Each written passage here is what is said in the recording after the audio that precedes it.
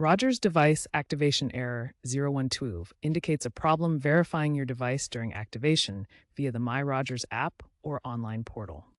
This error often stems from IMEI mismatches, SIM authentication issues, or temporary server glitches on Rogers' end.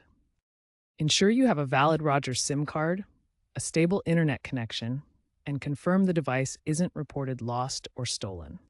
The primary solution is the MyRogers Refresh and Reboot method. First, log into the MyRogers app. Refresh your account data within the app, then reboot your device.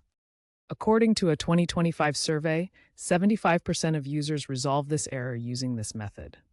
In recent updates to the MyRogers app, version 5.8.1 released in September 2025, this error has been reduced by 30%.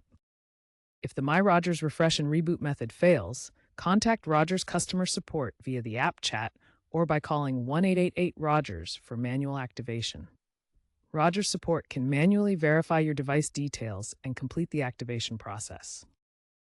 Looking ahead, Rogers is integrating AI-assisted troubleshooting into the MyRogers app for real-time error diagnosis. By 2026, they aim to fully automate activation via NFC-enabled SIMs and eSIMs, reducing reliance on manual interventions.